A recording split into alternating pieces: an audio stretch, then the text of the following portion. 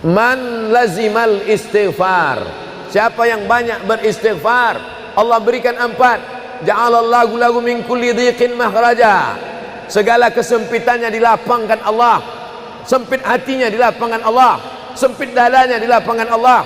Wali wa min kulli hammin faraja, segala kesusahannya diberikan Allah kemudahan, susah rezekinya, susah hidupnya, susah pikirannya, susah urusannya dimudahkan Allah. Wa razaqahu min haitsu la yahtasib, diberi Allah rezeki dari jalan yang tidak disangka-sangka, yang tidak diduga-duga datang rezeki itu.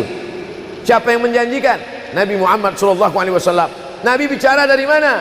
Wa ma yantiqu 'anil hawa in huwa illa wahyun yuha. Dia bicara bukan mengikuti hawa nafsunya, melainkan dari wahyu yang dibawa oleh Jibril dari Allah Subhanahu wa taala. Memperbanyak istighfar. Yang keempat, wa ma kana Allahu mu'adzibahum wa hum yastaghfirun. Allah tidak akan menurunkan azab wa hum yastaghfirun selama mereka mampu beristighfar. Oleh sebab itu, kenapa tsunami tidak datang? Kenapa gunung tidak meletus? Kenapa air yang dari laut tidak naik ke darat? Kenapa tidak terjadi gempa bumi? Masih ada di Sidrap yang beristighfar. Masih ada orang yang bangun malam salat sunat taubat menjelang subuh. Wabil ashari yastaghfirun, menjelang azan subuh, di waktu sahur dia memperbanyak istighfar. Sependek-pendeknya astaghfirullah, agak panjang astaghfirullahalazim, lebih panjang astaghfirullahalazim alladzi la ilaha illa huwal hayyul qayyum wa atubu ilaih. Yang lebih afdal sayyidul istighfar, Allahumma anta rabbi la ilaha illa anta khalaqtani wa ana 'abduka wa ana 'ala 'ahdika wa wa'dika mastata'tu a'udzu bika min syarri ma sana'tu abu'u laka bi ni'matika 'alayya wa abu'u bi dhanbi faghfirli fa innahu la yaghfiru dzunuba illa anta. Dibaca dia setelah subuh, dijaga Allah sampai zuhur. Dibaca setelah zuhur, dipelihara sampai asar. Dibaca selepas asar, dijaga sampai maghrib. Dibaca sehabis maghrib, dijaga sampai isya. Dibaca habis isya, dijaga sampai subuh. Allahumma anta rabbi la ilaha illa anta khalaqtani wa ana 'abduka, aku hambamu, wa ana 'ala ahdika, aku dalam perjanjian denganmu, wa wa'dika, aku dalam MOU denganmu, mastata'tu, sesuai kemampuanmu. Abu ulaka bi ni'matika alayya, aku datang menghadapmu dengan nikmatmu, nikmat mata, nikmat telinga, nikmat otak, nikmat hati, nikmat buah pinggang, nikmat kaki, nikmat tangan. Wa abu bi dzambi, tapi justru aku datang membawa dosa. Aku datang membawa nikmat, tapi justru aku datang membawa dosa. Dosa telinga, dosa mata, dosa lidah, dosa hati. Mestinya aku datang membawa nikmat, datang membawa pahala. Wa abu bi dzambi, tapi justru aku datang membawa dosa. Tapi aku yakin dan percaya, fa innahu la yaghfiru dzunuba illa anta, tak ada yang bisa mengampunkan segala dosa kecuali engkau. Di musim pandemi yang selama ini selesai sholat hanya 3 kali saja. Assalamualaikum warahmatullah, assalamualaikum warahmatullah, astaghfirullahaladzim, astaghfirullahaladzim, astaghfirullahaladzim. Diperbanyak istighfar. Wallahi, kata Nabi Muhammad SAW, Nabi bersumpah, wallahi demi Allah, inilah astaghfiru ila rabbi wa atubu ilaih, aku beristighfar kepada Allah, aku bertaubat kepada Allah mi'ata marrah, 100 kali sehari semalam. Jadi kita pun bisa beristighfar 100 kali sehari semalam. Kalau kita hitung jari kita ini sendinya ada 20, 1, 2, 3, 4, 5, 6, 7, 8, 9, 10, 11, 12, 13, 14, 15, 16, 17, 18, 19, 20. 20 sendi. Habis sholat kita isi 20 istighfar, habis subuh 20, habis zuhur 20, habis asar 20, habis maghrib 20, habis isya 20, ditambah doa 20, ditambah tahajud 20, ditambah witir 20, ditambah bangun tidur malam 20. Hanya sekali putaran tulang-tulang sendi. Kata Nabi, likulli sulama minkum sedekah, setiap tulang-tulang sendi ini mesti ada sedekahnya. Apa maksud sedekah tulang sendi? Sedekah orang kaya dengan uangnya, sedekah kita dengan sedekah tulang sendi. Astaghfirullahalazim, astaghfirullahalazim, astaghfirullahalazim, astaghfirullahalazim, astaghfirullahalazim. Allah menjanjikan balasan-balasan yang disampaikan oleh Nabi Muhammad sallallahu alaihi wasallam. Tapi di antara yang paling afdal di antara zikir ini semua adalah afdalul zikri la ilaha illallah. Tidak ada zikir yang paling afdal daripada la ilaha illallah. Maka kita baca la ilaha illallah, la ilaha illallah, la ilaha illallah, ditutup dengan kalimatu haqqin 'alaiha nahya, dengan itu kita hidup, wa 'alaiha namutu, dengan itu kita mati, wa bi'anu ba'su, dengan itu kita akan dibangkitkan di padang mahsyar. Hidupnya dengan la ilaha illallah, matinya dengan la ilaha illallah. Kenapa disebut hidupnya dengan la ilaha illallah? Karena waktu awal hidupnya ayahnya mengazankan ke telinganya, asyhadu an la ilaha illallah. Itulah makna alaiha nahya, dengan itu kita hidup. Kenapa disebut alaiha namutu, dengan itu kita mati? Karena matinya ditalqinkan ke telinga sebelah kanan, la ilaha illallah. Matinya pun dengan la ilaha illallah. Wa bi'anu ba'su, nanti dia dibangkitkan di padang mahsyar juga dengan kalimat la ilaha illallah. Tapi jangan lupa, orang yang hanya berkata la ilaha illallah tidak diakui Islamnya. Orang yang hanya berkata la ilaha illallah tidak diterima amalnya sebelum dia sepasang dengan Muhammadur Rasulullah. Oleh sebab itu maka solawat, apalagi hari ini hari Jumat, Sayyidul Ayyam, kata Nabi, perbanyaklah solawat pada hari Jumat. Allahumma salli ala Sayyidina Muhammad wa ala ali Sayyidina Muhammad. Allahumma salli ala Sayyidina Muhammad wa ala ali Sayyidina Muhammad. Allahumma salli ala Sayyidina Muhammad wa ala ali Sayyidina Muhammad. Khusus pada hari Jumat. Hari yang lain kita berselawat, tapi pada hari Jumat maka kita perbanyak solawat, solawat, solawat, solawat. Inna salatakum ma'rudatun alayya. Solawat kamu dari rumah kamu, dari tempat kamu bersolawat. Solawat orang sidrap dibawa ke Masjid Nabawi. Salawat orang sidrap dibawa ke makam Nabi. Allahumma salli ala Sayyidina Muhammad dari Masjid Agung Sidrap dibawa ke Masjid Nabawi di kota Al-Madinah Al-Munawwarah. Lalu kemudian sahabat bertanya, kaifa salatuna ma'rudatun alaika wa qad arimta? Bagaimana salawat kami dibawa ke makammu padahal engkau sudah mati, meninggal dunia? Bukankah orang yang mati itu tidak hidup? Bukankah orang mati itu dimakan cacing tanah? Apa jawab Nabi? Innallaha harramal arda ajsadal anbiya. Allah mengharamkan tanah memakan jasad para nabi. Jadi sahabat Nabi itu rasional. Sahabat Nabi itu berpikir. Sahabat Nabi itu bukan hanya diam. Sahabat Nabi itu bukan hanya nerima saja. Sahabat Nabi itu bertanya, bagaimana mungkin salawat kami bisa dibawa ke makammu padahal kau sudah mati dimakan cacing tanah? Nabi menjawab, innallaha harramal arda ajsadal anbiya. Allah mengharamkan tanah memakan jasad para nabi. Hari Jumat, pagi Jumat, petang Jumat, malam Jumat, memperbanyak salawat lebih daripada hari biasanya. Allahumma salli ala Sayyidina Muhammad wa ala ali Sayyidina Muhammad. Membaca surat Al-Kahfi. Man qara'a surat Al-Kahfi yaumal jumu'ati. Siapa yang membaca surat Al-Kahfi hari Jumat, pagi Jumat, siang Jumat, sore Jumat, malam Jumat, adha'a lahu min nur. Allah berikan dia cahaya, pencerahan, terang pandangannya, terang matanya, terang pikirannya, terang hatinya. Kalau sudah gelap, kita suntuk. Makanya anak kecil tidak boleh mati lampu. Kalau ada anak kecil malam mati lampu, nafasnya bisa sesak. Kenapa sesak? Sempit dadanya. Itu maknanya kalau Allah kasih kita terang cahaya karena membaca surat Al-Kahfi hari Jumat. Tapi jangan sampai menyuruh orang baca surat Al-Kahfi, ternyata yang ceramah ini belum baca surat Al-Kahfi. Bacalah surat Al-Kahfi. Ustaz sudah baca? Oh, saya ngajak aja. Enggak. Sebelum ceramah saya baca dulu. Malam Jumat, tadi malam. Habis sholat tahajud, duduk, baca surat Yasin, baca surat Al-Kahfi. Supaya waktu menyampaikannya plong. Karena kalau kita hanya menyuruh saja tidak mengamalkannya, terasa di dalam hati. Bacalah surat Al-Kahfi. Pembohong. Oleh sebab itu saya mengajak, tapi saya sudah baca duluan.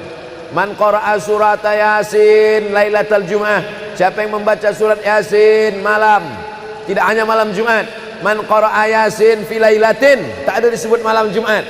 Siapa yang baca surat Yasin pada suatu malam, malam Senin, malam Selasa, malam Rabu, malam Kamis, malam Ahad, malam Jumat, ghufira lahu, asbaha maghfuran lah. Waktu subuh dia sudah diampunkan Allah. Adapun surat Al-Kahfi tadi malam, malam Jumat, pagi Jumat, siang Jumat, sore Jumat, sampai nanti sebelum matahari tenggelam. Dan dari salat asar sampai matahari tenggelam, waktu mustajab untuk berdoa, didoakan segala kebaikan-kebaikan. Sayyidul Ayyam, induk dari segala hari. Berapa banyak orang amat sangat ingin hidup di hari ini, tapi meninggal kemarin sore. Berapa banyak amat sangat ingin hidup di bulan ini, tapi sudah didahului oleh ajal, janji kepada Allah Subhanahu wa taala. Jangan ada sedetik pun waktu yang sia-sia, yang kosong hampa, tanpa kita isi dengan amal kepada Allah Subhanahu wa taala. Man shalla alayya salatan, siapa yang bersolawat satu kali, sallallahu alaihi biha asyra, Allah balas 10 kebaikan. Huttan anhu asyara sayiat, ditutupi 10 kesalahan. Wa rufi'at lahu asyara darajat, dinaikkan 10 darajat tingkatan kemuliaan. Satu kali salawat 10 dosa diampunkan, 10 kebaikan pahala dituliskan, 10 derajat kemuliaan diangkat, dinaikkan di hadapan Allah Subhanahu wa taala. Oleh sebab itu maka hari ini kita perbanyak solawat, pertemuan solawat, berjumpa dengan orang bersolawat. Dan kita memang melakukan tradisi-tradisi itu. Ketika ada orang mau menikah bersolawat, anaknya akikah bersolawat, acara walimah bersolawat, khotib khutbah Jumat kalau tidak bersolawat batal Jumatnya. Orang yang sedang sholat kalau dia tidak bersolawat, menurut mazhab Syafi'i batal sholatnya. Orang yang berdoa kalau tidak bersolawat, doanya tergantung tidak dikabulkan Allah. Majlis kita kalau tidak ada selawat, maka majlis itu berubah menjadi majlis antanajifah, majlis mangkai, majlis busuk, majlis berbau. Oleh sebab itu tidak ada cara lain menolak ini semua adalah dengan cara bersolawat, solawat dan solawat. Itu poin yang ketiga. Poin yang keempat, di antara menjauhkan kita dari bala ini, tolak bala ini adalah shadaqatus sirri tadfa'u mitatas su'. Sodakoh menolak bala, mati su'ul khotimah. Makanya dulu kita ada istilah sodakoh tolak bala, sodakoh menolak musibah, sodakoh menolak bencana, sodakoh menolak wabah.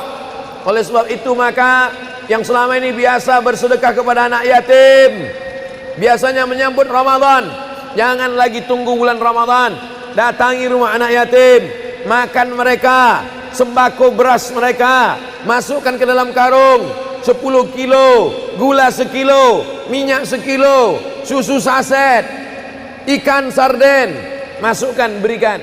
Ini dengan niat menolak segala musibah, segala bencana, segala wabah. Orang-orang yang mati itu kalau dia ditanya Allah Subhanahu wa taala, hai mayit, hai orang yang mati, seandainya ku kasih kau hidup lagi, mau apa tidak? Mereka amat sangat ingin hidup. Apa kata mereka? Kami ingin hidup. Laula akhartani ila ajalin qarib, kasihlah kami hidup ya Allah qarib, sebentar, sekejap, semenit, sedetik saja. Kalau aku kasih kau hidup, kau mau apa? Kata Allah. Mereka menjawab, dalam Al-Quran diceritakan, laula akhartani ila ajalin qarib, kalau kau kasih aku hidup walaupun sedetik saja, fa as-saddaqa, aku mau bersedekah ya Allah. Kenapa orang mati itu tidak berkata, kasih aku hidup sedetik saja, aku mau haji dan umrah? Tidak ada. Kasih aku sedetik saja, aku mau pergi berjihad? Tidak. Kasih aku sedetik saja, aku mau sholat sepanjang malam? Tidak. Mereka mengatakan, fa'as-saddaqa, aku mau bersedekah. Mengapa orang mati itu kalau dihidupkan mau bersedekah? Dijawab oleh para ulama, karena haji dan umrah balasannya nanti setelah hisab masuk surga. Al-hajjul mabrur, haji yang mabrur, laisa lahu jaza illal jannah, balasannya surga. Tapi sedekah balasannya sudah didapatkan ketika dikubur. Begitu mati masuk kubur langsung dapat balasan sedekah. Itulah makanya kata Nabi, idza matal insan, kalau manusia mati, inqata'a, putus amalnya. Tapi ada yang tak putus, shadaqatun jariyah, sedekah yang mengalir. Belum bangkit dari kubur, belum padang mahsyar, belum hisab, belum timbangan amal, belum meniti titian siratal mustaqim, balasannya sudah nampak. Itu kehebatan sedekah dibandingkan amal yang lain. Oleh sebab itu sedekah ini luar biasa. Shadaqatus sirri tadfa'u mitatas su', sedekah menolak mati su'ul khatimah, sedekah menolak bala. Man lazimal istighfar, siapa yang banyak beristighfar, Allah berikan 4. Ja'alallahu lahu min kulli dhiqin makhraja, segala kesempitannya dilapangkan Allah, sempit hatinya dilapangkan Allah, sempit dadanya dilapangkan Allah. Wali wa min kulli hammin faraja, segala kesusahannya diberikan Allah kemudahan, susah rezekinya, susah hidupnya, susah pikirannya, susah urusannya dimudahkan Allah. Wa razaqahu min haitsu la yahtasib, diberi Allah rezeki dari jalan yang tidak disangka-sangka, yang tidak diduga-duga datang rezeki itu. Siapa yang menjanjikan? Nabi Muhammad SAW. Nabi bicara dari mana? Wa ma yantiqu 'anil hawa in huwa illa wahyun yuha, dia bicara bukan mengikuti hawa nafsunya, melainkan dari wahyu yang dibawa oleh Jibril dari Allah Subhanahu wa taala. Memperbanyak istighfar. Yang keempat, wa ma kana Allahu mu'adzibahum wa hum yastaghfirun, Allah tidak akan menurunkan azab wa hum yastaghfirun selama mereka mau beristighfar.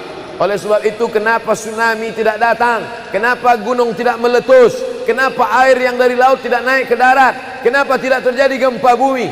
Masih ada di Sidrap yang beristighfar, masih ada orang yang bangun malam salat sunat taubat menjelang subuh, wabil ashari yastaghfirun, menjelang azan subuh di waktu sahur dia memperbanyak istighfar.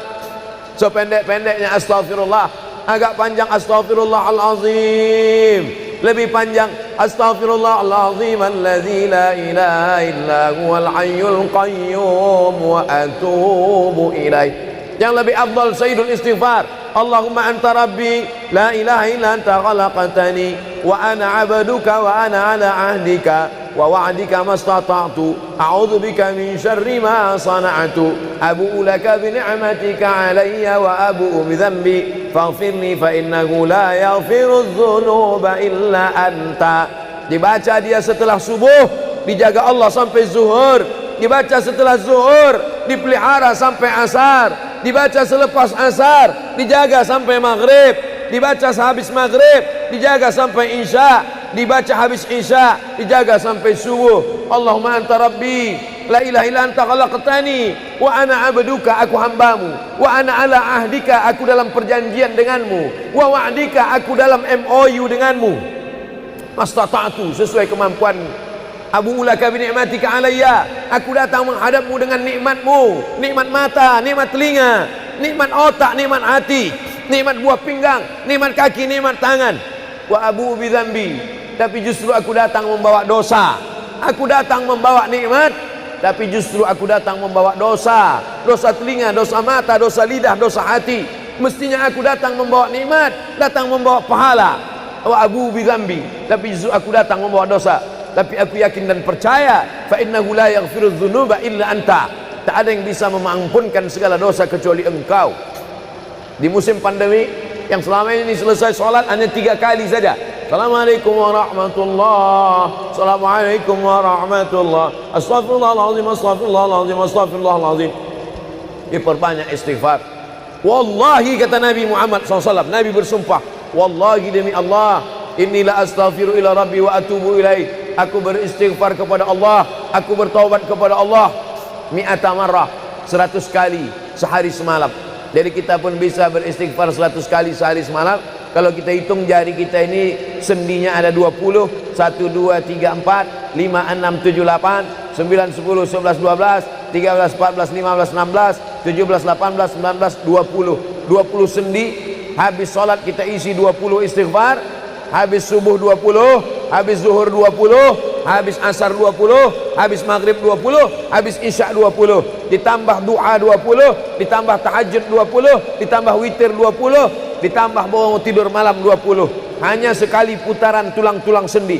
Kata Nabi, likulli sulama minkum sedekah, setiap tulang-tulang sendi ini mesti ada sedekahnya. Apa maksud sedekah tulang sendi? Sedekah orang kaya dengan uangnya, sedekah kita dengan sedekah tulang sendi. Astaghfirullahalazim, astaghfirullahalazim, astaghfirullahalazim, astaghfirullahalazim, astaghfirullahalazim. Allah menjanjikan balasan-balasan yang disampaikan oleh Nabi Muhammad sallallahu alaihi wasallam. Tapi di antara yang paling afdal di antara zikir ini semua adalah afdalu dzikri la ilaha illallah. Tidak ada zikir yang paling afdal daripada la ilaha illallah. Maka kita baca la ilaha illallah, la ilaha illallah, la ilaha illallah, ditutup dengan kalimatu haqqin 'alaiha nahya, dengan itu kita hidup, wa 'alaiha namutu, dengan itu kita mati, wa bi'anu ba'su, dengan itu kita akan dibangkitkan di padang mahsyar. Hidupnya dengan la ilaha illallah, matinya dengan la ilaha illallah.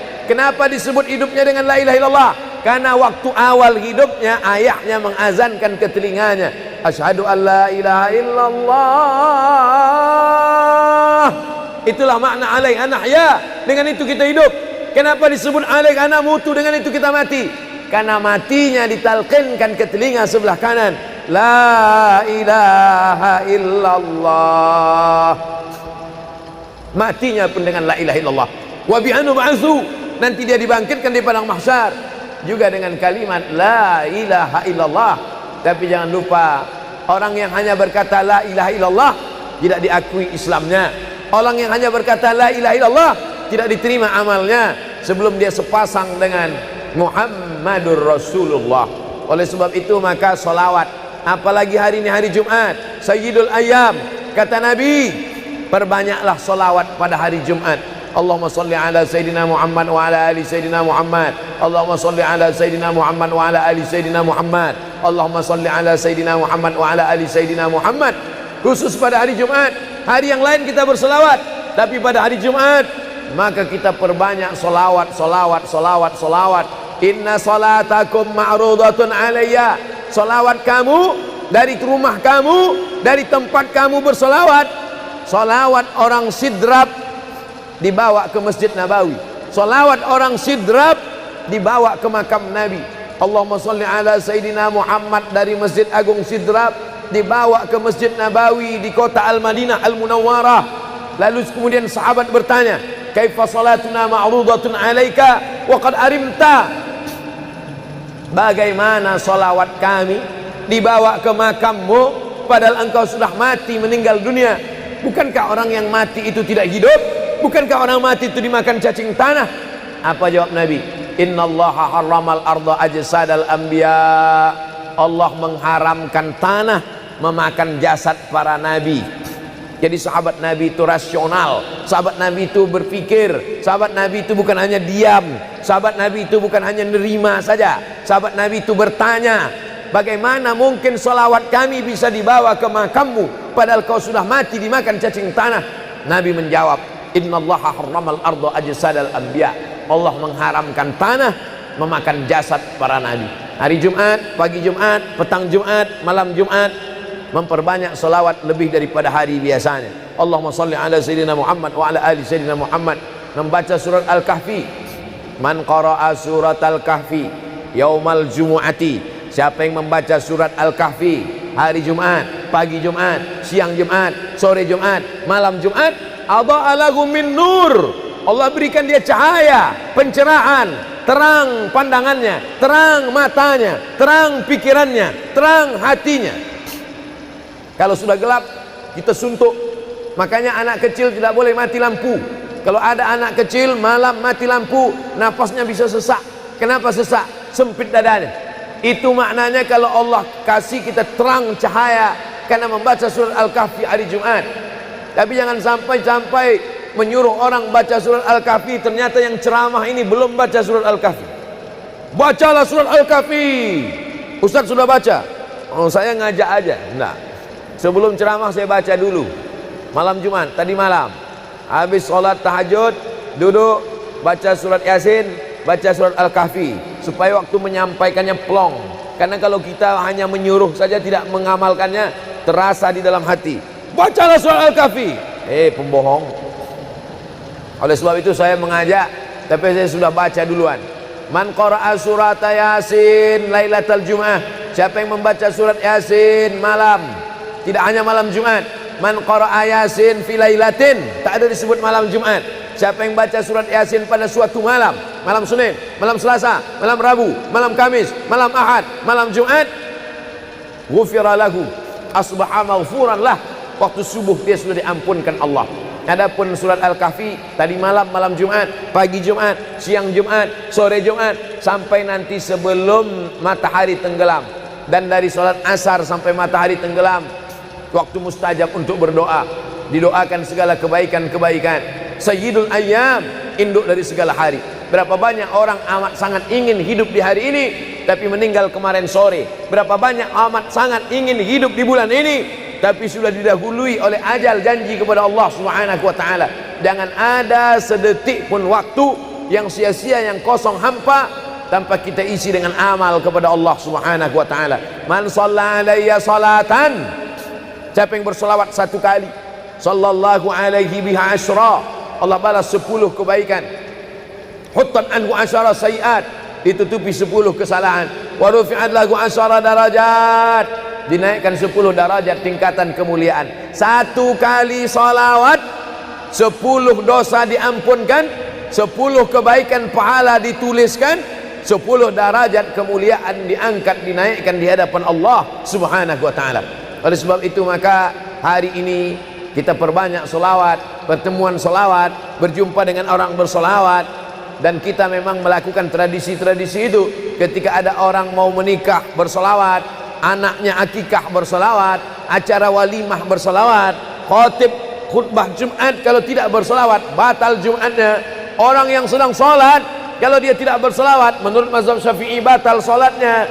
Orang yang berdoa kalau tidak bersolawat, doanya tergantung tidak dikabulkan Allah. Majlis kita kalau tidak ada solawat, maka majlis itu berubah menjadi majlis antanajifah, majlis mangkai, majlis busuk, majlis berbau. Oleh sebab itu tidak ada cara lain menolak ini semua adalah dengan cara bersolawat, solawat dan solawat.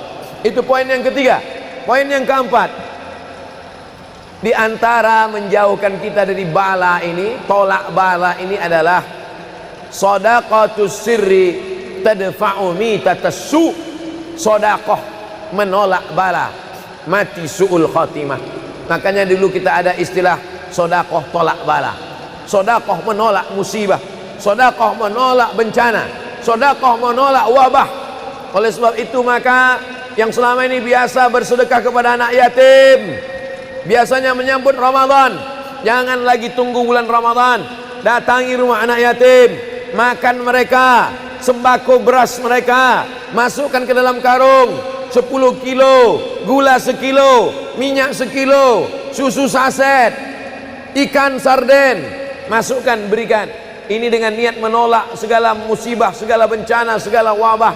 Orang-orang yang mati itu kalau dia ditanya Allah Subhanahu wa taala, hai mayit, hai orang yang mati, seandainya ku kasih kau hidup lagi, mau apa tidak? Mereka amat sangat ingin hidup. Apa kata mereka? Kami ingin hidup. Laula akhartani ila ajalin qarib, kasihlah kami hidup ya Allah qarib, sebentar, sekejap, semenit, sedetik saja. Kalau aku kasih kau hidup, kau mau apa? Kata Allah. Mereka menjawab, dalam Al-Quran diceritakan, laula akhartani ila ajalin qarib, kalau kau kasih aku hidup walaupun sedetik saja, fa as-saddaqa, aku mau bersedekah ya Allah. Kenapa orang mati itu tidak berkata, kasih aku hidup sedetik saja, aku mau haji dan umrah? Tidak ada. Kasih aku sedetik saja, aku mau pergi berjihad? Tidak. Kasih aku sedetik saja, aku mau sholat sepanjang malam? Tidak. Mereka mengatakan, fa'as-saddaqa, aku mau bersedekah. Mengapa orang mati itu kalau dihidupkan mau bersedekah? Dijawab oleh para ulama, karena haji dan umrah balasannya nanti setelah hisab masuk surga. Al-hajjul mabrur, haji yang mabrur, laisa lahu jaza illal jannah, balasannya surga. Tapi sedekah balasannya sudah didapatkan ketika dikubur. Begitu mati masuk kubur langsung dapat balasan sedekah. Itulah makanya kata Nabi, idza matal insan, kalau manusia mati, inqata'a, putus amalnya. Tapi ada yang tak putus, shadaqatun jariyah, sedekah yang mengalir. Belum bangkit dari kubur, belum padang mahsyar, belum hisab, belum timbangan amal, belum meniti titian siratal mustaqim, balasannya sudah nampak. Itu kehebatan sedekah dibandingkan amal yang lain. Oleh sebab itu sedekah ini luar biasa. Shadaqatus sirri tadfa'u mitatas su', sedekah menolak mati su'ul khatimah, sedekah menolak bala. Alhamdulillah, Allahumma salli ala Sayyidina Muhammad wa ala ali Sayyidina Muhammad. Kullu amrin zibalin, semua amal yang baik, walam yubda' bihamdillah, kalau tidak diawali dengan alhamdulillah, pujian kepada Allah, fahuwa aqta', maka amal itu putus. Makna putus, putus sampai di dunia saja, tak boleh dibawa sebagai bekal menghadap Allah. Maka kita ingin amal kita malam ini tidak putus, maka kita awali dengan alhamdulillahi rabbil alamin. Setiap majelis kalau tidak disebut namanya, maka majelis itu antanajifah, majelis yang busuk, majelis bau, majelis bangkai. Maka kita sebut namanya, Allahumma salli ala Sayyidina Muhammad wa ala ali Sayyidina Muhammad. Laisa minna, bukan golongan kami, kata Nabi SAW. Man lam yarham saghirana, sesiapa yang tidak sayang kepada budak anak kecil, walam ya'rif syarafa kabirina, tidak hormat kepada orang tua, maka dia tidak diperakui sebagai umat Nabi Muhammad SAW. Semua anak-anak muda-muda, belia-belia yang saya sayangi, para alim ulama, tuan-tuan guru, datuk-datuk, datin-datin, semua yang berhadir ini insyaallah dimuliakan Allah Subhanahu wa taala. Amin ya rabbal alamin. Tajuk kita malam ini 8 keutamaan orang yang bersedekah menurut Al-Qur'an dan sunnah Nabi Muhammad sallallahu alaihi wasallam. Keutamaan yang pertama, kalau orang mati itu ditanya, apakah kamu mau hidup lagi? Maka orang mati itu menjawab, tapi belum ada orang yang mati hidup lagi. Macam mana kita boleh tahu dia menjawab?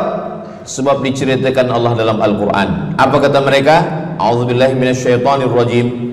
Laula akhartani ila ajalin qarib, kalaulah kami yang sudah mati ini diberi masa lagi, ajal masa, qarib pendek, sikit, kejap. Kalaulah kami boleh dibagi masa hidup lagi walaupun sikit, walaupun kejap, apa yang ingin mereka lakukan? Fa as-saddaqa, kami ingin bersodaqah. Mereka tak ada kata, kalaulah kami boleh hidup lagi, kami ingin jihad, tak ada. Kalau boleh hidup lagi, kami ingin pergi haji, tak ada. Mereka katakan, fa as-saddaqa, kami ingin bersodaqah. Kenapa sodaqah? Kenapa bukan perang? Maka ulama membagi jawaban. Karena kalau haji itu balasannya nanti di surga. Wal hajjul mabrur laisa lahu jazaa'un illal jannah. Haji mabrur balasannya surga nanti selepas hari kiamat. Tapi kalau sedekah, balasan pahalanya diperolehi ketika di alam kubur. Itulah kenapa orang-orang yang mati itu ingin kalau hidup lagi, fa as-sadaqah, mereka ingin bersedekah. Sedekah, hampir semua kata-kata dalam bahasa Arab itu asalnya 3 huruf. Sadaqah. Sadaqah artinya benar. Sadaqallahul azim, maha benar Allah. Sadaqah artinya benar. Kalau memang benar betul iman kita, mana buktinya? Buktinya adalah dengan bersedekah. Itulah kenapa sedekah itu disebut dengan sedekah, tanda iman itu benar. Karena untuk menggerakkan lidah bercakap sangat mudah. Apa kata pepatah orang Melayu? Lidah tak bertulang, mudah saja menggerakkan. Asyhadu an la ilaha illallah wa asyhadu anna Muhammadar Rasulullah. Kalau memang benar betul cakap, mana buktinya? Buktinya adalah sedekah. Lelaki mengatakan saya cinta kepada kamu, senang saja nak mengatakan cinta, tapi apa bukti, proof, mana memang betul cinta? Maka dia mesti bagikan sedekah. Kalau yang tadi itu sedekah, kalau ini namanya sadaq. Sadaq artinya mahar. Mahar pernikahan lelaki dengan perempuan, aku nikahkan engkau dengan anak saya dengan memberikan cincin emas dan gelang rantai tunai. Itulah dia sadaq, tanda bukti cinta dia kepada seorang perempuan. Sadaqah, benar. As-sidqu, sidik, benar. As-siddiq, orang yang benar. Maka disebut dia dengan Abu Bakar Siddiq, karena dia benar memberikan emas sebesar batu waktu dibawa pergi hijrah bersama Nabi Muhammad SAW. Maka dia disebut dengan Siddiq karena dia benar imannya dengan memberikan sedekah. Tapi ada makna siddiq yang lain. Ketika yang lain mendustakan Nabi, tak percaya kepada Isra Mi'raj, dialah orang yang percaya, maka disebut dia dengan Siddiq. Siddiq dari kata sadaq, benar, karena iman dia yang benar. Mana bukti, proof bahwa iman dia benar? Dia bersedekah, membagikan emasnya sebesar batu. Nama dia Abu Bakar Siddiq. Nama ayah dia Abu Quhafah. Ayah dia tak Islam. Apa kata ayah dia? Habislah emas Abu Bakar itu dibawa Muhammad sallallahu alaihi wasallam. Anak Abu Bakar itu namanya Asma.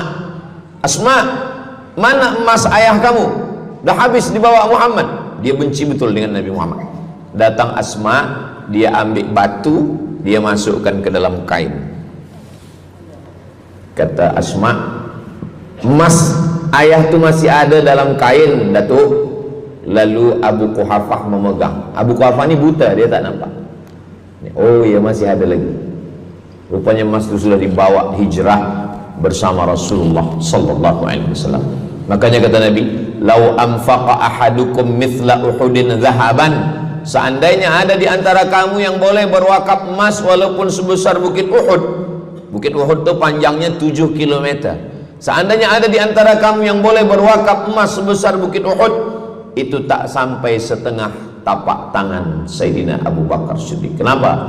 Sebab kalau sekarang ada orang bersedekah banyak, memanglah sekarang sudah aman. Tapi masa itu masa susah, masa payah, Abu Bakar Siddiq menunjukkan bukti keimanannya.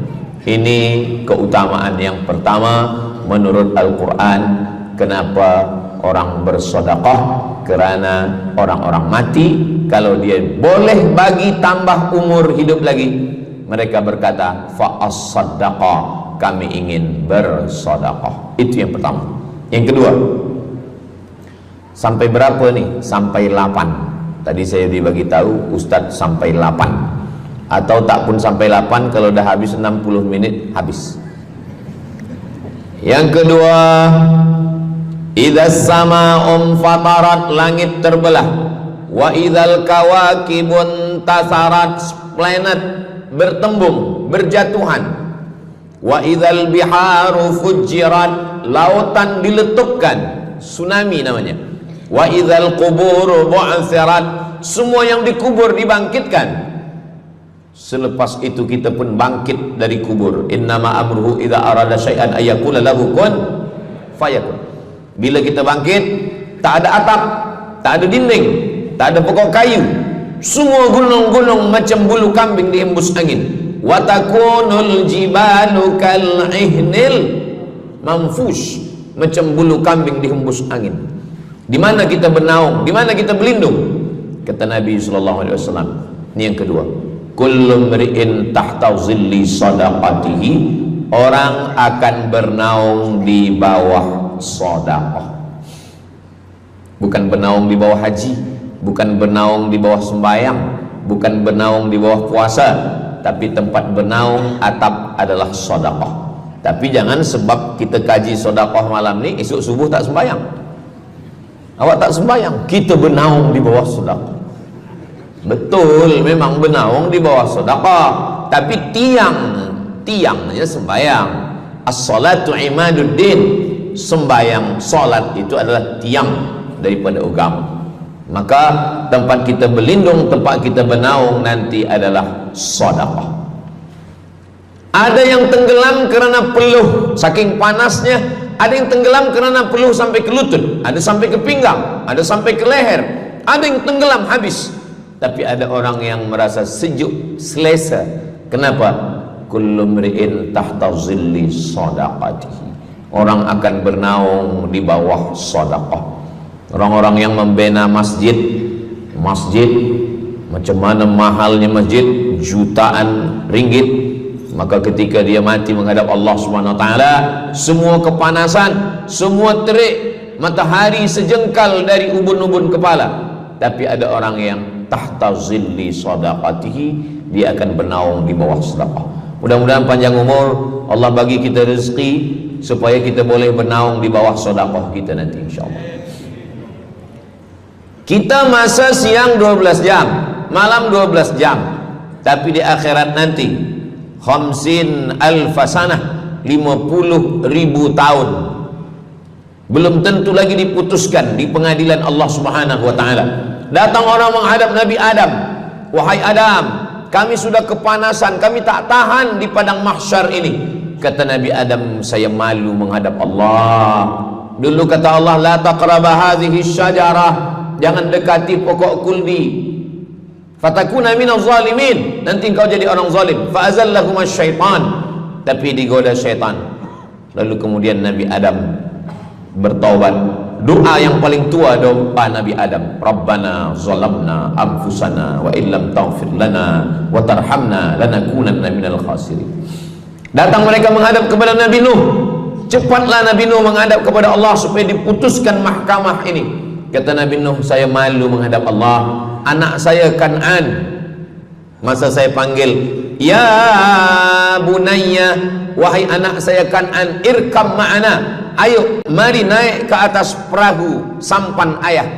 Apa kata Kan'an? Sa'awi ila jabali ya'simuni minal ma, saya naik sampan, saya naik ke atas bukit, saya akan selamat. Rupa-rupanya hujan 40 hari 40 malam, tenggelam. Kita belum lagi 40 hari 40 malam, baru 2 hari buaya dah naik ke jalan. Macam mana 40 hari 40 malam? Maka saat itu, saat anaknya Kan'an akan tenggelam, apa kata Nabi Nuh? Ya Rabbi, ya Allah, inna bni min ahli, itu anakku ya Allah. Allah marah. Apa kata Allah? Innahu laisa min ahlik, dia bukan anakmu. Innahu amalun ghairu salih, karena amal dia tak baik. Nabi Nuh malu menghadap Allah. Datang mereka kepada Nabi Musa alaihissalam. Kata Nabi Musa, saya pun malu menghadap Allah kerana perbuatan Bani Israel, umat saya jahat. Mereka datang menghadap Nabi Isa. Kata Nabi Isa, saya malu menghadap Allah kerana mereka menyembah saya selepas saya meninggalkan mereka. Pada akhirnya mereka datang menghadap Sayyidina wa Maulana wa Syafi'ina Muhammad sallallahu alaihi wasallam. Hanya Nabi Muhammad lah yang berani menghadap Allah. Sebab apa? Sebab dia umatnya. Maka walaupun kita umat yang paling kecil, umur paling pendek, badan paling tidak bertenaga, tapi kita adalah umat yang pertama nanti yang akan diputuskan perkara, dan kita adalah umat yang pertama akan masuk ke dalam surga Allah Subhanahu wa ta'ala. Maka banyak mereka yang ingin menjadi umat Nabi Muhammad. Bahkan Nabi Musa pun ingin menjadi umat Nabi Muhammad sallallahu alaihi wasallam. Masa Umar bin Khattab datang membawa lembaran-lembaran Taurat, Nabi berkata, apa itu wahai Musa? Taurat. Nabi Muhammad SAW memanggil, mari Taurat. Lalu Nabi Muhammad mengkoyak. Apa kata Nabi? Lau kana Musa hayyan ma wasa'ahu illa iyattabi'ani. Kalaulah Musa masih hidup, dia pasti akan ikut saya. Dan itu betul pada peristiwa Isra dan Mi'raj. Nabi jadi imam, Nabi Musa jadi makmum, Nabi Isa jadi makmum, Nabi Ibrahim jadi makmum, semua nabi-nabi jadi makmum. Imamnya adalah Sayyidina wa Maulana Muhammad sallallahu alaihi wasallam. Jadi keutamaan yang kedua, kita bernaung di bawah sedekah. Yang ketiga, sadaqatus sirri tutfi'u ghadabar rabbi kama yatfa'ul ma'an nar. Sedekah memadamkan api neraka seperti air yang memadamkan api. Kita kalau nampak api, mudah-mudahan kita selamat daripada terbakar, amin. Lalu kemudian datang api, kita padamkan dengan air. Lalu kemudian macam mana memadamkan api neraka? Air sebanyak apa yang boleh memadamkan? Maka kata Nabi SAW, keutamaan yang ketiga adalah sadaqatus sirri tutfi'u ghadabar rabbi, sedekah memadamkan api neraka. Jadi kalau kita dulu banyak silap, banyak salah, banyak dosa. Kullu bani Adam, semua manusia ini khata'un, semua pernah salah, pernah mabuk, pernah berzina, pernah minum khamar, pernah berjudi. Kalaupun dia tidak buat dosa yang zahir, pernah hasad, pernah dengki, busuk hati. Maka ketika itu macam mana memadamkan murka Allah dengan istighfar, memadamkan dengan sembahyang, solat, sunat, taubat? Ada satu cara lagi. Dengan cara apa? Memadamkannya dengan sedekah. Tudfi'u ghadabar rabbi, memadamkan murka marah Allah subhanahu wa ta'ala, padam dengan sedekah. Tapi tentu saja sedekah yang ikhlas kerana Allah subhanahu wa ta'ala. Datang seorang yang sudah banyak dosa menghadap Nabi, menghadap pendeta Yahudi. Wahai pendeta Yahudi, saya ini banyak salah, banyak dosa. Saya sudah membunuh 99 orang. Apakah mungkin Tuhan mengampunkan dosa saya? Kata pendeta Yahudi, Tuhan tidak mengampuni dosa kamu kerana kamu sudah membunuh. Dia cabut pisau dia. Kalau begitu kamulah yang ke-100. Dia dah bunuh 99. Itu maka saya takut juga kalau datang orang, Ustaz Samad, apakah Allah mengampuni dosa saya? Apa dosa kamu? Membunuh orang. Ayo Allah ampunkan dosa. Faqtulu anfusakum, bunuhlah diri kamu. Surat Al-Baqarah. Bunuhlah diri kamu. Fataba alaikum, Allah menerima taubat kamu dengan membunuh diri. Sebab Bani Israel minta ampun kepada Allah bukan dengan istighfar, minta ampun kepada Allah bukan dengan sembahyang taubat. Bani Israel kalau dia minta ampun kepada Allah dulu zaman Nabi Musa, dia ambil pedang, dia ambil parang panjang, dia cari orang yang sama-sama berdosa. Saya ada dosa, saya cari tuan-tuan yang ada dosa. Tuan ada dosa? Ada. Kita nak bertaubat? Ya, ayo kita. Nanti kita sama-sama cincang. Nanti tuan cincang saya cincang tuan. Kita sama-sama mati, baru Allah ampunkan dosa. Faqtulu anfusakum, bunuhlah diri kamu. Fataba alaikum, Allah menerima taubat kamu. Tapi syariat Nabi Muhammad sallallahu alaihi wasallam, ma min muslimin yuznibu dzamban, kalau ada yang silap khilaf salah, summa yatatahhar, mandi taubat. Apalagi kita di Bandar Seri Begawan, bila tadi pesawat terbang nak landing turun, nampak cantik laut keliling. Jadi siapa nak mandi taubat, pergi ke laut. Kalau sampai ke tengah laut, bukan cuma dosa hilang, orangnya hilang sekali. Aku mandi taubat, saya mandi taubat. Selepas mandi taubat, tak boleh mandi taubat, wudu. Tak boleh wudu, tayamum. Selepas itu sembahyang sunat taubat, usolli sunnatat taubat raka'ataini lillahi ta'ala. Dosanya perlu sebut, jangan sebut. Ada seorang lelaki, maaf, nafsu dia tinggi. Lalu di jalan dia nampak perempuan. Selepas itu maaf, dia cium. Selepas itu dia datang ke Nabi, dia mengadu, ya Rasulullah, tadi saya melakukan begini. Tegak Umar bin Khattab, Allah sudah tutupi, kenapa kamu bukakan di hadapan orang ramai? Allah mengampuni manusia kecuali al-mujahirun. Al-mujahirun menampakkan dosanya dan bangga dengan dosanya. Ini orang akhir zaman ini sekarang banyak mujahirun. Dia mabuk, dia live streaming. Hai guys, dah mabuk ke malam ni? Ini al-mujahirun. Maka ulil amri mesti ambil hukum. Tapi orang yang pernah berdosa, pernah silap, pernah salah, jangan cerita lagi, tutup. Suami-suami kalau bertobat kepada Allah, mengadu kepada Allah, cukup. Jangan cerita ke istri. Allah menerima, istri tak terima. Jadi taubat cukup kepada Allah Subhanahu wa taala, mengadu dah. Bangkit tahajud malam minta kepada Allah. Jangan suara kuat-kuat. Cukup. Sebab tidak semua kejujuran boleh diterima orang lain. Tak semua perempuan boleh menerima kejujuran. Sakit hati dia. Allah Subhanahu wa taala Maha Pengampun. Selepas itu kemudian wa asbi'is sayyi'atal hasanata, dosa-dosa silap khilaf masa lalu bagaimana menutupinya? Hasanata, perbuatan baik.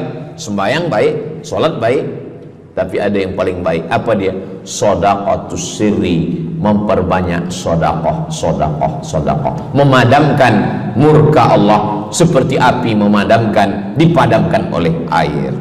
Marah itu adalah kobaran dari api neraka. Bila kita sedang marah, itu adalah api neraka lahab. Lahab itu artinya berkobar. Lahab pakai ba, lahab. Sebab saya pernah juga lalu di satu jalan, ada rumah makan, restoran Abu Lahab, pakai P, lahab, mungkin lahab, makan lahab. Allah Subhanahu wa taala memadamkan murkanya. Inna rahmati sabaqat ghadabi, rahmatku lebih cepat daripada murkaku. Memang Allah marah, tapi ketika dia berbagi kepada orang lain, dia tutupi dosanya di masa yang lalu. Syarat taubat 3. Yang pertama, an-nadamu fil qalbi, menyesal dalam hati. Yang kedua, al-iqraru bil lisani, nyatakan dengan lisan, astaghfirullahalazim. Yang ketiga, al-itmaru alla ya'uda ilaihi abadan, tekad saya tidak akan buat lagi sampai mati. Namanya taubat nasuha. Nasuha, 3 huruf. Nasoha artinya menyaring madu. Datang orang memanjat pokok kayu, dia ambil parang panjang, dia potong sarang lebah jatuh ke bawah, disaring dengan kain tipis, lalu kemudian tersangkut di atas kain. Lilinnya tersangkut, lebahnya tersangkut, anak lebah tersangkut, rantingnya tersangkut, dahannya tersangkut, maka keluarlah madu. Itu bahasa Arabnya namanya nasuha. Apa makna nasuha? Menyaring dosa-dosa sehingga yang tinggal hanya amal soleh, yang sampah-sampah tersangkut. Sekarang susah nak minum madu yang asli, banyak palsu.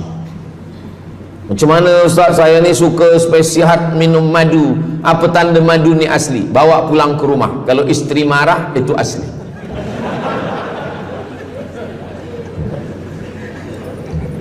Yang keempat, ini jangan diingat, lupakan. Yang keempat, apa itu keutamaan sedekah?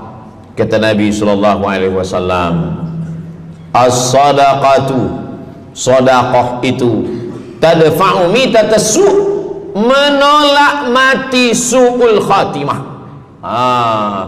Tak ada guna amal elok baik kalau mati dalam keadaan su'ul khatimah. Kita selalu berdoa, Allahumma khtim lana bihusnil khatimah. Maka cara untuk menolak mati su'ul khatimah ini adalah dengan cara sedekah. Banyak orang mati husnul khatimah, bukan ulama, meninggal di dalam Masjidil Haram sedang pakai ihram, selepas tawaf di belakang makam Ibrahim ketika sedang sujud terakhir. Itulah mati yang paling indah. Dalam wudhu sedang sembahyang, di sujud terakhir dalam tanah haram, dalam Masjidil Haram, di belakang makam Ibrahim. Meninggal, dibawa jenazah balik. Orang datang bertanya kepada ibunya, dia masih pemuda belia, apakah dia ulama? Dia bukan ulama. Kenapa dia mulia betul? Apakah dia pernah perang ke Palestina? Tidak. 2-3 hari selepas itu datang satu perempuan membawa budak kecil. Kamu siapa? Kami adalah orang yang tiap bulan dapat kiriman beras, minyak dan makanan dari pemuda ini. Saya maaf, seorang janda, ini anak-anak saya, dan dia selalu bagikan uang dia untuk makan kan. Jadi nanti kalau ada orang meninggal, tiba-tiba selepas itu datang janda membawa anak, itu tanda husnul khatimah. Sebab dia belum nikah, dia masih lajang. Allah menunjukkan bahwa kalau engkau berbuat sedekah, maka Allah Subhanahu wa taala memberikan keutamaan husnul khatimah. Bukan setakat diselamatkan dari su'ul khatimah, tapi mendapatkan husnul khatimah. Ada seorang dari Maghribi, dari Maroko, Mesir, Libya, Tunisia, Algeria, Maghribi. Orang Maghribi ini bermimpi. Dalam mimpinya dia berjumpa dengan Nabi Muhammad SAW. Kata Nabi, engkau pergi ke Saudi Arabia, cari di kampung ini, nanti engkau jumpai seorang pemuda, sampaikan salamku kepada dia, katakan dia penghuni surga. Malam pertama mimpi, iya ke? Tidak ke? Jangan-jangan syaitan.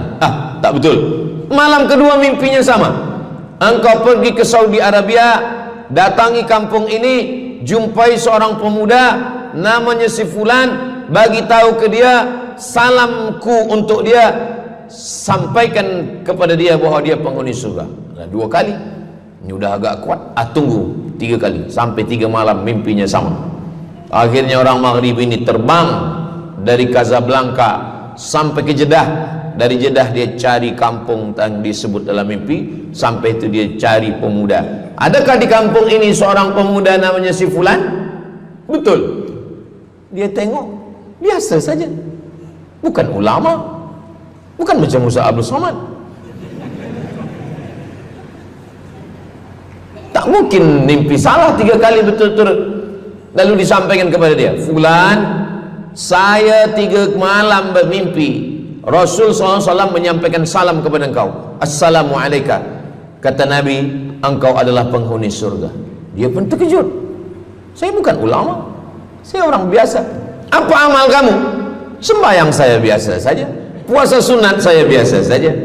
Hanya saja saya tak pernah menyimpan hasad dendam, dan saya selalu membagikan uang kepada fakir miskin, anak yatim dan du'afa.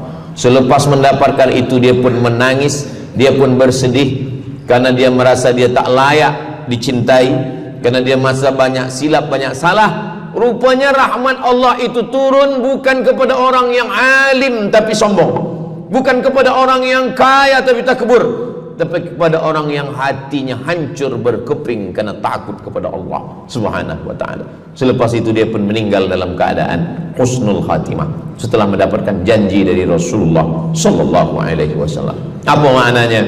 Bahwa kalau kita tak boleh sembahyang sampai tegak lutut bengkak, kalau kita tak tergolong orang yang rajin puasa sunat berhari-hari, kalau kita bukan orang yang kuat berjihad fisabilillah, maka carilah satu pintu.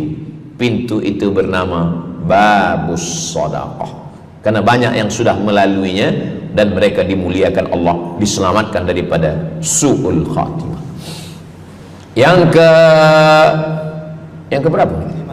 Kelima. Saya sebetulnya ingat, saya nak cuba aja. Kalau jamaah masih ingat, itu maknanya mereka masih konsen lagi, masih sedar. Kalau dah terserah Ustaz lah nama berapa, kami pun dah nak balik ke dalam.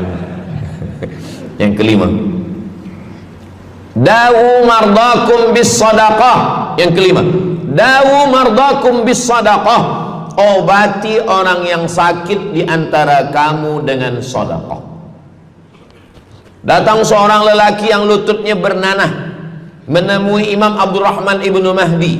Wahai Imam Abdurrahman bin Mahdi, lutut saya ni bernanah tak sihat-sihat. Kata Imam Abdurrahman bin Mahdi, saya ingat satu hadis Rasulullah, dawu mardakum bis sadaqah. Cuba engkau cari kampung yang di kampung itu tak ada air, kamu buat perigi. Perigi, di kampung saya namanya perigi. Lalu dia pun pergi ke kampung yang tak ada air, dia galikan perigi. Selepas itu sehari, 2 hari, 3 hari, sepekan, sebulan, lutut dia sihat kering. Dia datang lagi kepada Imam Abdurrahman ibnu Mahdi. Alhamdulillah Imam Abdurrahman ibnu Mahdi, lutut saya sudah sihat. Apa hubungan lutut dengan sedekah? Rupanya setiap orang yang mengambil air untuk minum, untuk berwudu, untuk mandi, untuk memasak, selepas itu mereka berdoa, ya Allah, berikanlah kebaikan kepada orang yang sudah membagikan air ini. Ad-du'a silahul mu'min, doa senjatanya orang beriman. Kisah ini ada dalam kitab Sa'ah wa Sa'ah, Ajaib wa Taraif. Semua ada saatnya. Beberapa kisah-kisah yang ajaib diceritakan oleh Syekh Abu Amr Al-Misri dalam judul buku Sa'ah wa Sa'ah Gharaib wa Taraib. Sudah diterjemahkan ke dalam bahasa Melayu, judulnya Semua Ada Saatnya. Nama penerjemahnya Abdul Somad. Boleh dicari di google.com. Semua ada saat. Lalu kemudian saya sampaikan hadis ini di masjid. Dawu mardakum bis sadaqah. Obatilah orang yang sakit di antara kamu dengan sedekah. Selepas itu saya turun dari masjid, saya pergi ke kereta, di parking, datang seorang jamaah. Memang yang Ustaz sampaikan tadi betul. Kata saya, memang betul. Takkan saya sampaikan tak betul? Apa maksud awak? Betul. Istri saya kena sakit kista sebesar duit di dalam, maaf, rahim dia. Kata doktor, ini mesti diambil, kalau tidak dia makin besar makin besar. Tapi kalau diambil, dicabut, operate, nanti akan, maaf cakap, tercabut rahim sekali. Dan kalau rahim tercabut, maka nanti tidak boleh mengandung. Mendengar itu istrinya menangis, suaminya tersenyum. Yang senyum budak kecil pula. Lalu kemudian rupanya istri dia tahu tentang hadis Nabi, dawu mardakum bis sadaqah. Obatilah orang yang sakit dengan bersedekah. Maka dia pun bersedekah, bersedekah, bersedekah, bersedekah. Selepas itu mereka pergi lagi medical check up ke hospital. Sampai di hospital dicek USG, rupanya kista itu makin kecil, kecil, kecil, kecil dan hilang. Doktor tu pula bertanya balik, awak makan apa? Saya makan nasi, kata dia. Minum apa? Minum teh tarik. Saya amalkan hadis Nabi Muhammad SAW, dawu mardakum bis sadaqah. Kata doktor, awak tak perlu operate dan ini tidak perlu dibelah, dan rahim awak masih boleh mengandung. Istrinya tersenyum, lakinya pula menangis. Begitulah Allah Subhanahu wa taala. Syekh Abu Amr Al-Misri bercerita tentang seorang perempuan di Saudi Arabia. Dia pergi ke Amerika.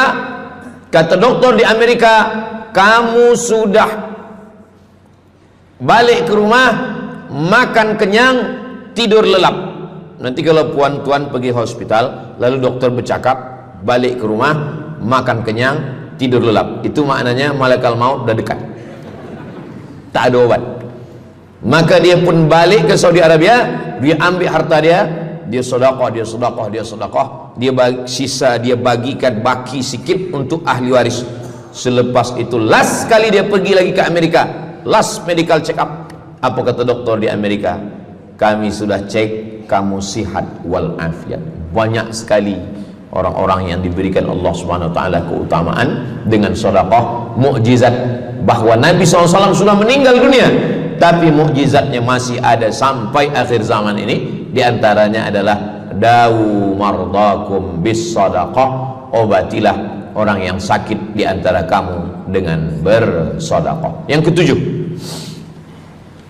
yatsba'ul mayyita salasun, yang mengiringi mayat orang mati ke liang lahat ada tiga.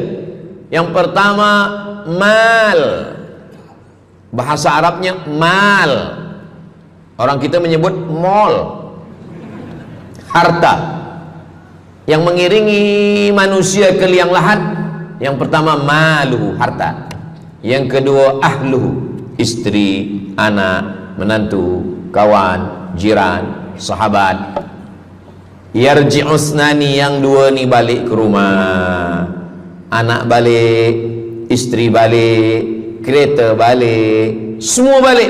Wa yabqa wahidun, yang kekal hanya satu. Apa dia? Yang kekal hanya satu, itulah dia sedekatuhu. Sedekahlah yang kekal. Itulah kenapa orang-orang meninggal dunia. Kita di atas dunia ini, kata Nabi, baina sittin wa sab'in. Kita hidup di atas dunia ini antara sittin, 60, sab'in, 70. 60, 70, 60, 70. Kalau umur 30, ada berjumpa jamaah umur 30 yang dia soal, dah berbini ke? Nabi ni belum. Oh. Awak dah menikah? Belum. Apa belum nikah lagi? Kejap lagi Ramadan. Takkan jaga subuh? Macam mana nak sembahyang? Macam mana nak sahur? 30. Bila 40, soalan sudah berubah. Saya ni diabetes, saya ni kolesterol, saya ni. Bila masuk 50, dah mula tanya, saya ni rabun, tak nampak lagi. Bini pun kadang tak nampak. Bini orang nampak. Bila 60, mendengar tazkirah Ustaz Somad, kunci satu, jangan tersinggung. Ada beberapa jamaah tersinggung, balik meninggal. Bukan kerana tersinggung, memang ajal dah sampai. Jadi Ustaz umur berapa? Saya lahir 18 hari bulan Mei 1977. Umur rasa 27. Umur ini bukan masalah angka, tapi masalah rasa. Semua yang hadir uban, semua yang hadir banyak uban, semua yang hadir malam ini muda. Mana muda lagi Ustaz? Kami dah tua. Ini bukan orang tua, ini orang tua yang terjebak di tubuh pemuda. Ini semua pemuda-pemuda. Siapapun yang sembahyang ke masjid, siapapun yang berjamaah, maka dia muda. Siapapun yang tidur di rumah tak sembahyang, dia sudah tua. Lautan kan kuseberangi, gunung kan kudaki, masjid kulalui. Ini orang tua semua. Jadi tua dan muda itu bukan masalah usia, bukan masalah umur, tapi masalah perasaan kita. Saya kalau ditanya orang, umur Ustaz berapa? Qamariyah apa Syamsiah? Muharram Safar apa Januari Februari? Jadi masalah umur ini insyaallah kita semua dibagi Allah kesihatan. Amin ya rabbal alamin. Yang sakit-sakit diangkat Allah penyakitnya. Amin. Jadi kata Nabi sallallahu alaihi wasallam, semuanya tinggal, wa yabqa wahidun, yang tinggal hanya satu, wa amaluhu, di antara amal adalah sedekah. Itu yang ketujuh. Nabi meninggal umur 63 tahun. Abu Bakar Siddiq 63 tahun. Imam Syafi'i lahir 150, meninggal 204. Imam Syafi'i lahir di Gaza, Palestina. Semoga Allah menolong saudara kita di Palestina. Imam Syafi'i lahir di Palestina, di Gaza 150 Hijrah. Meninggal di Fustat, Kahirah, Mesir 204. Imam Syafi'i umurnya hanya 54 tahun. 50, muda. Tapi Imam Syafi'i berada di alam barzah 204, sekarang sudah 1447, 1447 tahun. Apa maknanya?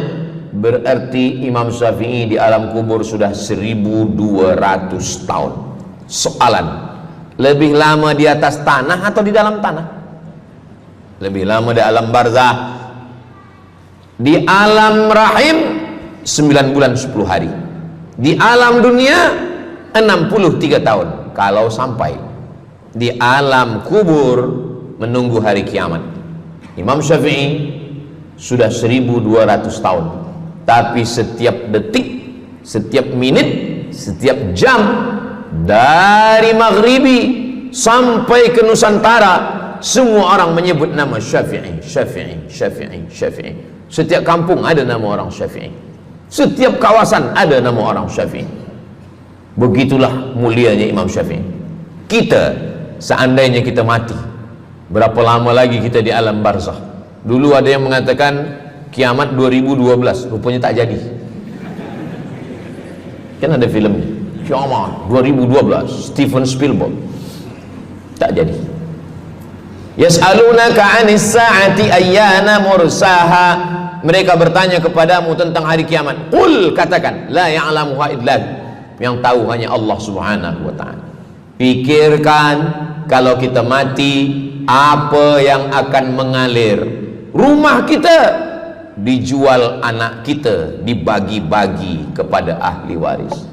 Kereta kita dijual semuanya. Tapi orang yang membina masjid di Brunei Darussalam, masjid dah cantik-cantik, besar-besar, elok-elok. Tadi kami cerita tentang Muslim yang ada di Kamboja, yang ada di Vietnam, yang ada di Myanmar, kesusahan, kepayahan, yang ada di Palestin.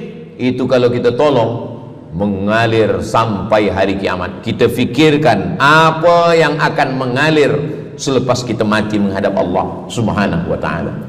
Di antara yang pasti mengalir, anak belum tentu. Waktu kita hidup dia soleh, selepas kita mati dia stres. Na'udzubillah. Mudah-mudahan anak-anak kita semua anak-anak yang soleh-soleh.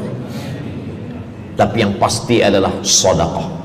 Maka kita siapkan sedekah menolong agama Allah Subhanahu wa ta'ala. Yang ke-8, kata Nabi sallallahu alaihi wasallam, idza matal insan, hadisnya ada dalam Sahih Muslim. Idza matal insan, ada orang yang membaca hadis ini idza mata ibnu Adam. Idza mata ibnu Adam itu terjemah, bukan bunyi teks. Bunyi teksnya idza matal insan, kalau manusia mati, inqata'a, putus. Tapi banyak yang salah faham tentang hadis nih. Kamu malam ni tak ada buat kenduri orang mati, tak ada baca doa, tak ada baca yasin, tak ada baca tahlil. Idza matal ibnu Adam, kalau manusia sudah mati, putus. Jangan kirim-kirim doa lagi. Banyaklah soalan ke saya, Ustaz Abdul Somad, ya, macam mana kalau orang sudah mati tak ada anak, lalu siapa yang mendoakan dia? Kata saya, yang mendoakan dia saya. Allahumma ighfir lahu warhamhu wa'afihi wa'fu anhu. Siapa yang akan bacakan Al-Fatihah untuk dia? Saya akan bacakan Al-Fatihah. Saya tengok muka dia macam meragu, dia tak percaya Fatihah ini sampai. Siapa yang tak percaya Fatihah sampai, saya tak marah, sebab ni masalah yang gaib. Siapa yang tak percaya Yasin itu sampai, siapa yang tak percaya Fatihah itu sampai, saya tak marah. Bagi saja nama semua lengkap dengan bin. Nanti bila mati saya kirim. Bila tak sampai, cepat-cepat bagi tahu. Idza matal insan, kalau manusia mati, inqata'a amaluhu, yang putus tu amal dia, amal yang mati itu. Misal ini ada orang mati, namanya Abdul Somad.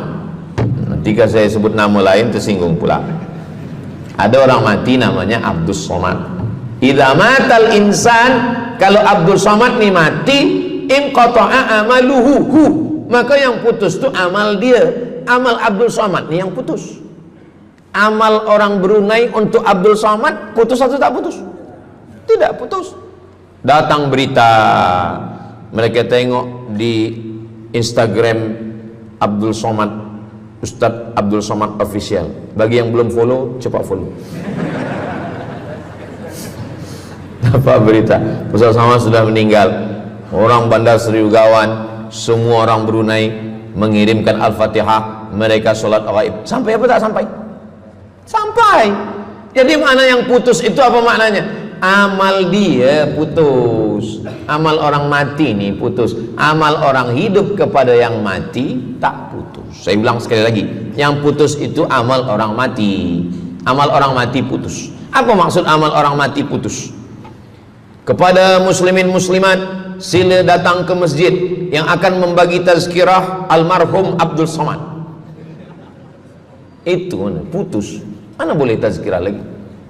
Orang mati itu amalnya putus, tapi amal orang hidup untuk orang mati tidak putus.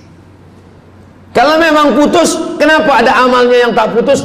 Ada amal dia yang tak putus. Ini Abdul Somad mati dia, amal dia semuanya putus, tapi ada amal dia yang tak putus. Pertama, shadaqatun jariyah. Sedekah itu kan amal dia, tak putus. Sedekah dia bina masjid dia, sedekah dia tahfiz Quran. Budak-budak tahfiz Quran itu menghafal Quran, jadi tuan guru, punya murid, punya pondok, maka tak putus. Amal dia tapi tak putus. Yang kedua, ilmun yuntafa'u bih, mengajar dia, diamalkan orang, tak putus. Waladun solihun, anak soleh. Anak soleh itu maksudnya, anak soleh itu kan amal dia. Nah, itu yang banyak orang yang tak paham. Macam mana amal soleh, macam mana amal soleh itu amal kita? Macam mana anak soleh itu amal kita? Kalau istri, mohon maaf, kalau istri awak cuma awak tengok saja, apakah mungkin dia hamil? Nah, itu dah payah betul dah menjelaskan. Maknanya anak kita itu amal kita.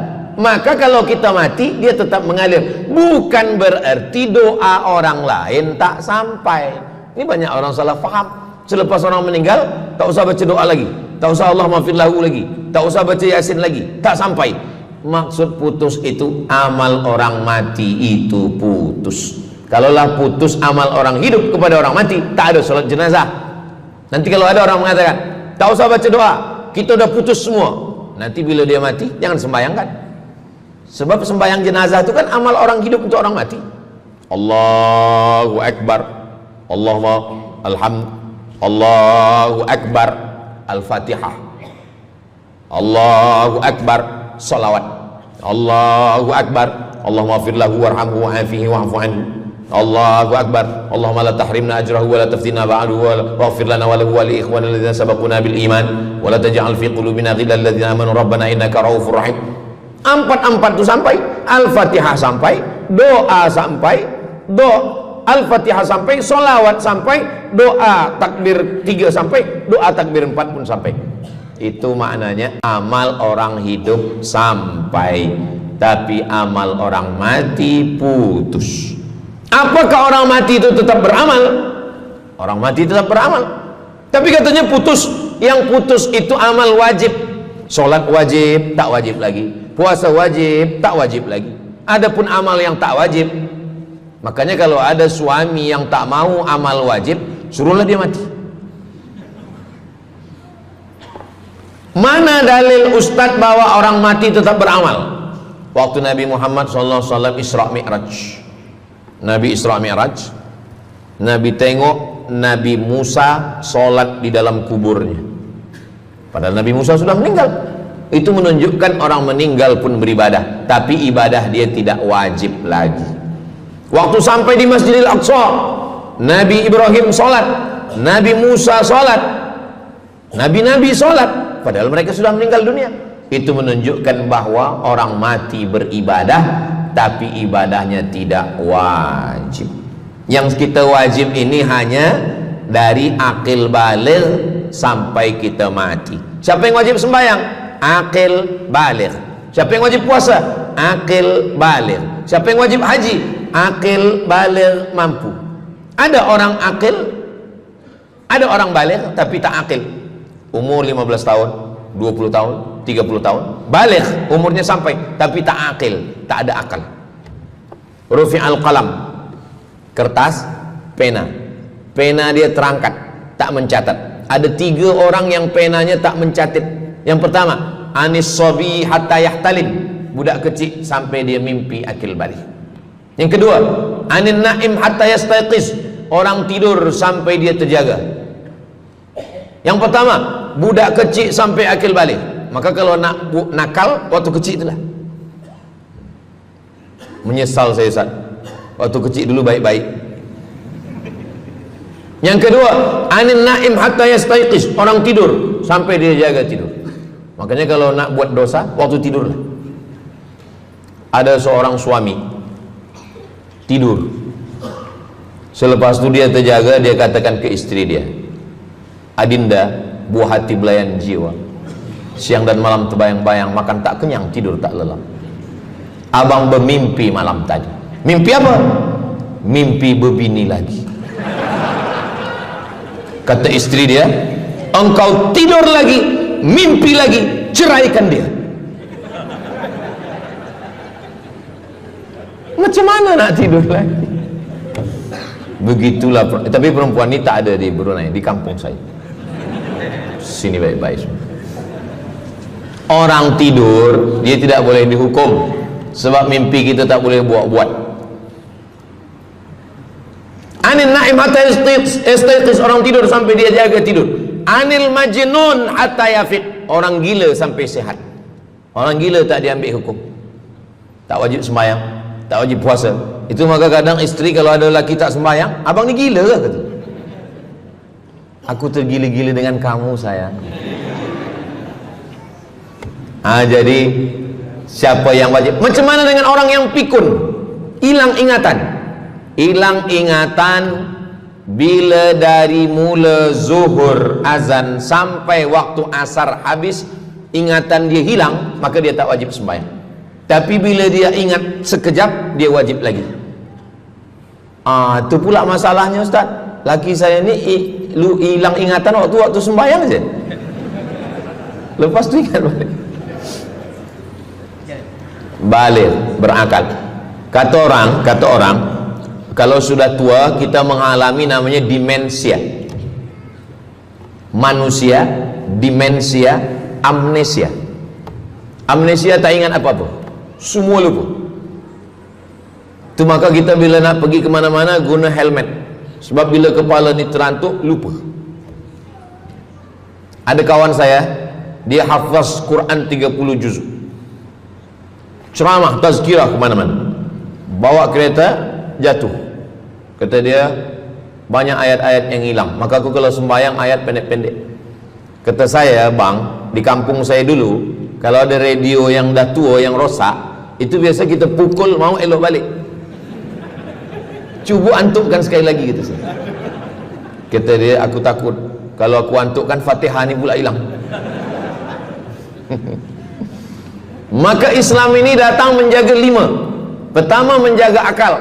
Tak boleh minum khamar, tak boleh guna khamar, narkotik.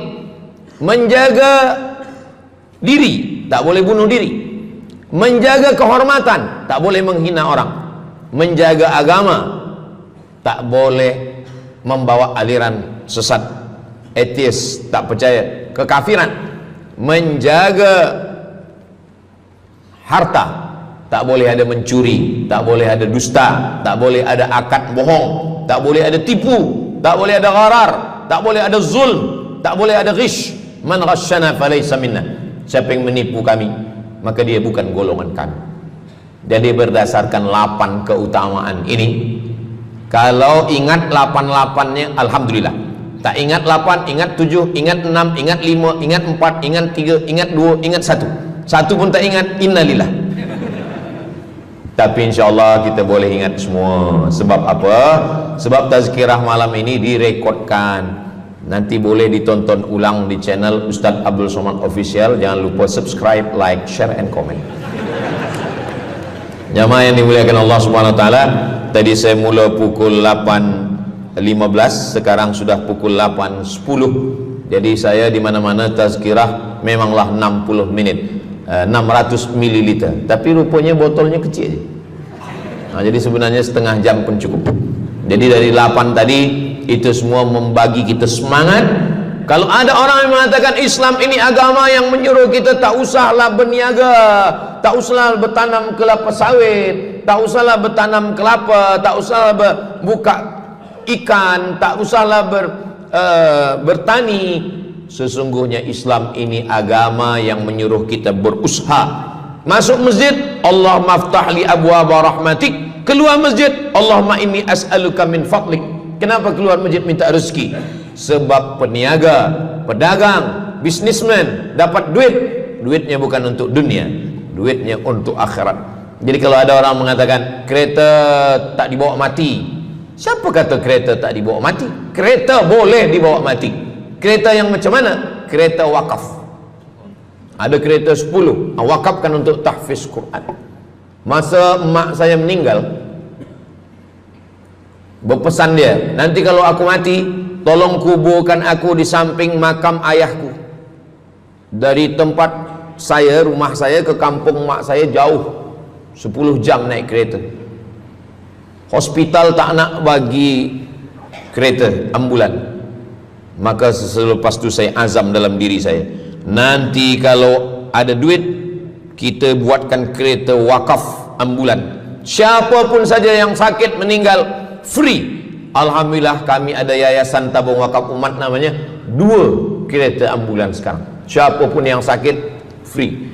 Naik kereta ni free, syaratnya 2, sakit mati. Alhamdulillah, sesiapa saja datang boleh. Jadi saya rasa sakit hati, dalam hati saya itu saya mesti azamkan, tekadkan ini. Begitu juga dengan tahfiz, guru-guru, cikgu-cikgu, pelajar-pelajar, buatkan kereta. Begitu juga dengan rumah. Apa kata orang? Untuk apa bina rumah elok-elok, rumah besar? Rumah tak dibawa mati. Rumah boleh dibawa mati. Rumah yang mana?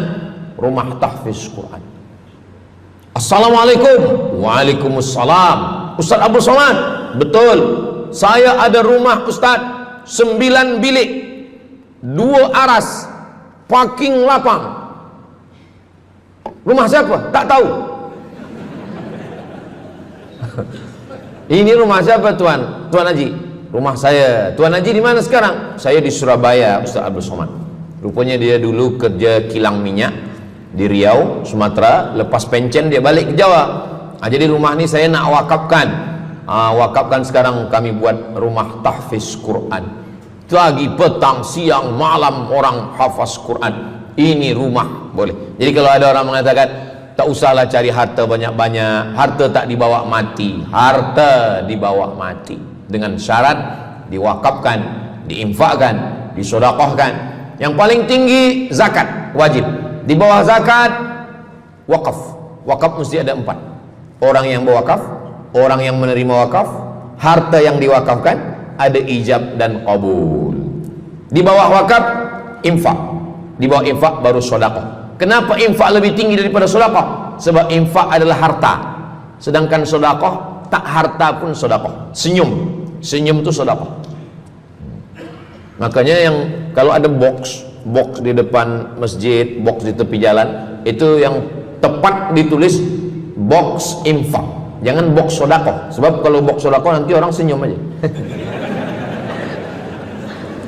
Tabassumika fi wajhi akhika sedekah. Senyummu ke wajah saudaramu adalah sedekah. Tolong untuk dibaca Ustaz.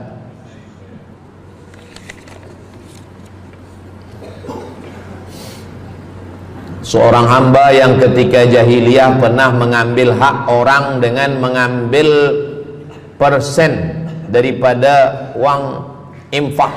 Setelah dia menyadari akan salahnya, dia bertaubat dan ingin mengembalikan hak tersebut. Masalahnya dia tidak mengetahui berapa dan ke siapa dibalikkan.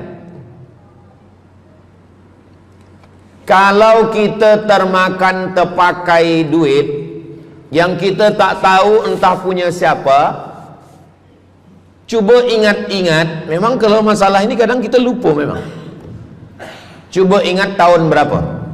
Sebab duit RM1 tahun 80 dengan 2025 tak sama nilainya, sebab ada inflasi ekonomi. Jadi coba ingat, tengok dengan harga emas. Tahun 80 berapa 1 gram emas, tahun 2025 berapa. Maka dihitungnya ke emas, bukan ke dolar, tapi kepada emas. Nah, selepas kita dapat harga emas, lalu kita balikkan.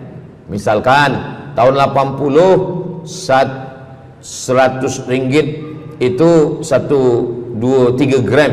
Maka yang sekarang kita tidak balikkan 100 ringgit, tapi kita balikkan sekarang 2025 dengan 3 gram emas. Berapa harga 3 gram emas? Lepas itu kita balikkan. Kalau kita tak tahu orangnya di mana, anak cucunya, ahli warisnya tak tahu, maka kita serahkan kepada masalih ammah. Masalih ammah artinya kepentingan umum. Pendidikan tahfiz Quran, sekolah, tempat anak yatim, tempat duafa fakir miskin, ke masjid boleh. Tapi kalau kita bawa duit haram, duit tak jelas, kita serahkan saja. Datang, tuan guru bagi dah. Jangan sebut pula tuan guru ni ada beberapa duit haram saya nak bagi ni. Serahkan saja. Begitu juga dengan orang yang menyimpan uang di bank yang bukan Islamic bank. Syukran, jazakumullah khair. Lalu kemudian dia duduk di negeri yang tak Islam, lalu kemudian dia letakkan di bank yang tak Islamik. Maka duit ini ada ada fawaid, ada bunganya. Riba haram. Kalau dia simpan di rumah dia takut hilang. Duit ini tak boleh dia makan, tak boleh dia belikan ke pakaian, tak boleh dia bagikan ke orang lain, maka dia serahkan kepada masalih ammah. Begitu kata Syekh Yusuf Al-Qardawi dalam kitab judulnya Fatawa Mu'asirah, fatwa-fatwa kontemporer, fatwa modern. Jadi